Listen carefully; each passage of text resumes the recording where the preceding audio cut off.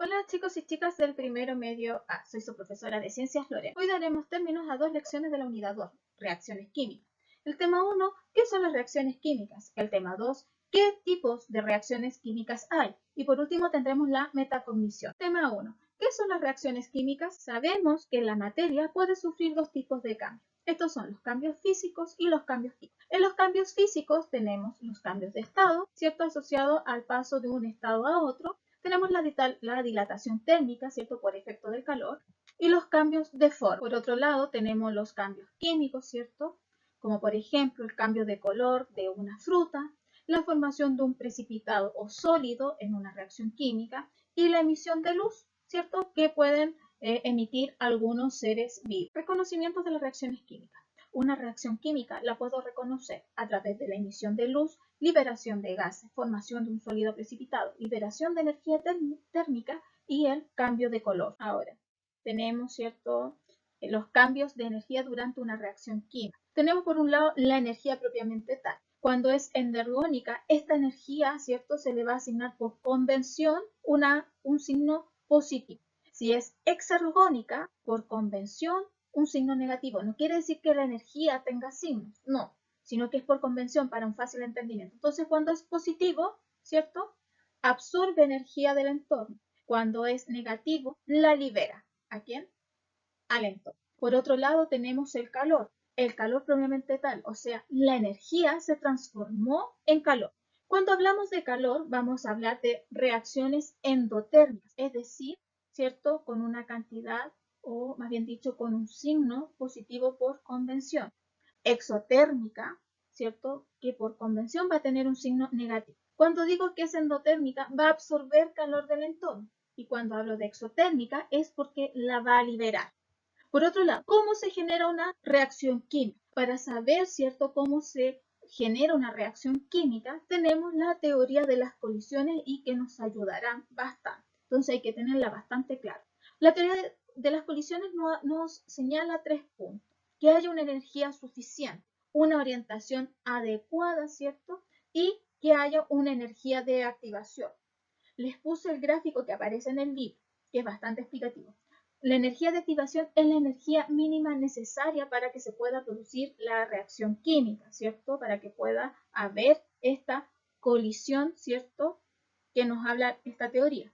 Por lo tanto, la energía de los reactantes debe ser, ¿cierto? Como ven acá en el gráfico, la energía de los reactantes, que estaría en esta línea, debe ser mucho mayor que la energía contenida, ¿cierto?, en los productos.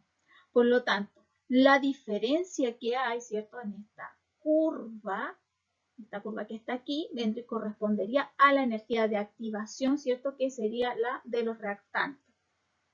Entonces, habiendo esta energía de activación, que es la energía mínima necesaria, va a ocurrir, ¿cierto?, sin ninguna duda alguna, esa reacción química. Ahora nos corresponde ver lo que son las ecuaciones químicas, pero antes, ¿cierto?, hay que hacer una diferencia entre reacciones químicas y ecuaciones químicas. Aunque aparentemente hablan de lo mismo, no significa, ¿cierto?, que sean términos iguales. Cuando hablo de una reacción química es cuando yo estoy visualizando la reacción en el momento, cuando está ocurriendo. En cambio, cuando hablo de una ecuación química, ¿cierto?, es la reacción que la estoy escribiendo en el papel, es decir, mediante los símbolos. Por ejemplo, en este caso, ¿cierto?, en el primer ejemplo, en el segundo ejemplo y en el tercero, yo no tengo reacciones químicas porque no las estoy viendo cómo se están formando, ¿cierto?, cómo están reaccionando los reactantes para formar los productos. Por lo tanto, lo que yo aquí tengo es una representación de la reacción química, es decir, una ecuación química. Por lo tanto, si analizamos, ¿cierto?, una ecuación química va a tener reactantes, ¿cierto?, y al otro lado de la flecha va a tener los productos. Por lo tanto, tenemos los reactantes que se van a transformar o van a producir, ¿cierto?, o se producen los productos. Ahora, las letras que acompañan a los compuestos, ya, como la letra G, la letra L, la letra S y la I, ¿cierto?, este par de letras AC, me indican el estado de agregación en que yo encuentro, ¿cierto?, esos compuestos. Para la primera reacción tengo compuestos gaseosos, como el caso del hidrógeno y el dioxígeno, y tenemos, ¿cierto?, el agua, pero esta es líquida. Para la segunda reacción tenemos el carbonato de calcio, que es un sólido, que va a formar el óxido de calcio, que es un sólido, y el dióxido de carbono, que es un gas. Luego tenemos el hidróxido de sodio, y este AC me está indicando que es acuoso. Y el ácido clorhídrico también que me está indicando que es acuoso. Y para formar, ¿cierto?, lo que es el cloruro de sodio en estado acuoso y el agua en estado líquido. Entonces, acá tienen que tener especialmente cuidado, porque acá yo distingo claramente que el hidróxido de sodio, el ácido clorhídrico y el cloruro de sodio son sustancias iónicas, es decir, que disueltas en agua, ¿cierto?, se separan, ¿cierto?, en sus iones constituyentes, es decir, en ion sodio, ion OH-, ¿cierto?, H+, Cl-, Na+, y Cl-. Es decir, todo, como ya vimos anteriormente, todos los iones que son positivos son cationes y todos los iones que son negativos son aniones. Recuerden, chiquillos, que la materia pasada no es olvidada, se tiene que repasar.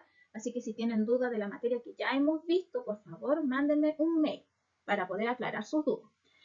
Entonces, tenemos, en el caso de la segunda reacción, tenemos un triangulito arriba de la flecha. Este triángulo nos está indicando, ¿cierto?, que esta reacción ocurre en presencia de calor.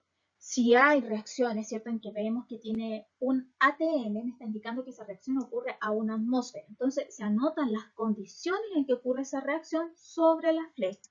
En otras se anotan, por ejemplo, elementos, ¿cierto?, otra sustancia, por ejemplo, PT, que es platino, es decir, que el platino está actuando como un catalizador, un acelerador, ¿cierto?, para que la reacción sea favorable, ¿cierto?, en la formación del producto. La conservación de la masa. Acá tenemos, ¿cierto?, una ecuación química que nos está indicando la formación de agua. Entonces, para ello tenemos dihidrógeno, dioxígeno para formar agua, ¿cierto?, agua líquida.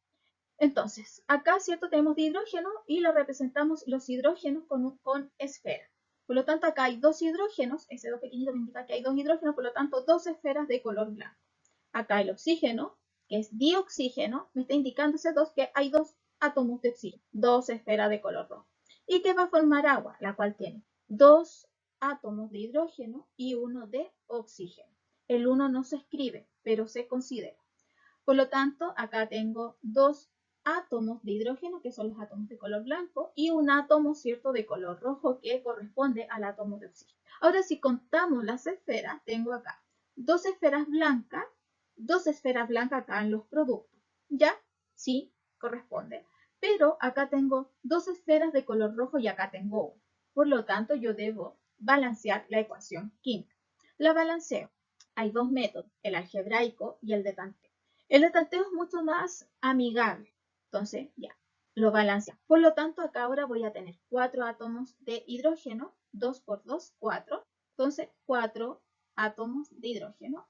Acá tengo 2 átomos de oxígeno, 2 átomos de oxígeno, ¿cierto? Y forman, ¿cierto?, 2 moles, ¿cierto? O 2 moles de moléculas de agua, o 2 moléculas de agua. Y como, ¿cierto?, una molécula de agua es un átomo de oxígeno y 2 de hidrógeno, repito 2 veces lo mismo porque esto me está indicando que son 2. Entonces, si yo cuento acá, tengo 1, 2, 3, 4, ¿cierto?, átomos de hidrógeno, y acá tengo 1, 2, 3 y 4. Son iguales, ¿cierto?, a ambos lados. Acá tengo 2 átomos de oxígeno, y al otro lado de la flecha voy a tener 2 átomos de oxígeno. Por lo tanto, me está diciendo que la masa se conserva de los reactantes, ¿cierto?, a los productos. Entonces, ¿esto qué quiere decir, cierto? Que la masa, ¿cierto?, o la materia no se crea ni se destruye, solo se transforma. Entonces, esto da pie a lo que es, ¿cierto?, la ley de Lavoisier. Tema 2. ¿Qué tipos de reacciones químicas hay? Acá clasificamos las reacciones químicas en reacciones de síntesis, ¿cierto?, en donde tenemos dos compuestos, dos reactantes para formar, ¿cierto?, un solo producto. De eso se trata las síntesis. Tenemos las reacciones de descomposición, donde tenemos una sustancia, ¿cierto?, que luego se va a descomponer en dos sustancias o en dos compuestos. Tenemos las reacciones de sustitución por desplazamiento simple, ¿cierto?, en donde se reemplaza, ¿cierto?, una parte de un compuesto, ¿cierto?, en otro y originan, ¿cierto?, sustancias nuevas, productos nuevos.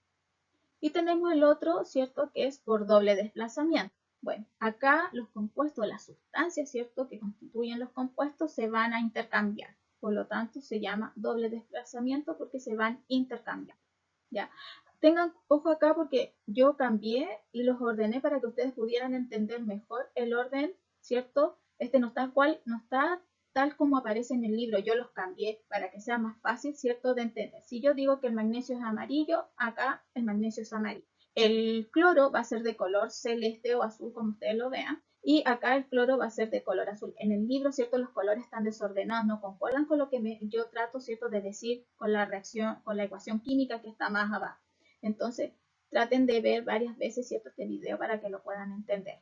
La importancia del oxígeno en las reacciones químicas. La importancia del oxígeno es que está en la mayoría de las reacciones químicas que ocurren, ¿cierto?, en la naturaleza. Tenemos las reacciones de combustión, ¿cierto?, aquellas donde tenemos un combustible y el oxígeno sería el comburente. Bueno, las reacciones de combustión pueden ser, ¿cierto?, de dos tipos. Pueden ser completas e incompletas. Acá tenemos un ejemplo de una reacción química completa, ¿cierto? ¿Cómo sé que es completa? Porque se produce CO2, ¿cierto? Se va a producir agua y se va a liberar energía. Esa E es de energía.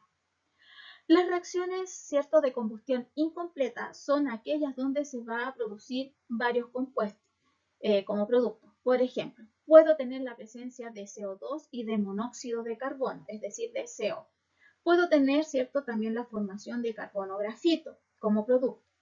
Puedo tener también la formación de agua. También puedo obtener como producto, ¿cierto?, óxidos de nitrógeno. Entonces, la reacción, ¿cierto?, de combustión incompleta es bastante, ¿cierto?, un poco compleja, por decirlo de algún modo, para poder establecer en una ecuación química sin conocer sus reactantes.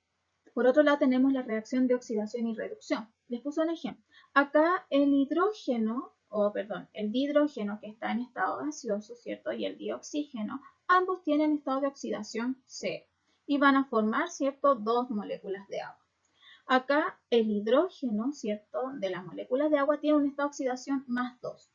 El oxígeno, por su parte, tiene un estado de oxidación menos 2. Entonces, ¿qué quiere decir? Cuando el hidrógeno tiene esta oxidación 0 y pasa al más 1, quiere decir que se oxidó gracias a la acción del dioxígeno. Por su parte, el dioxígeno que pasa de un estado de oxidación 0 a 1 menos 2, se dice que se reduce. ¿Por qué? Porque el estado de oxidación disminuye.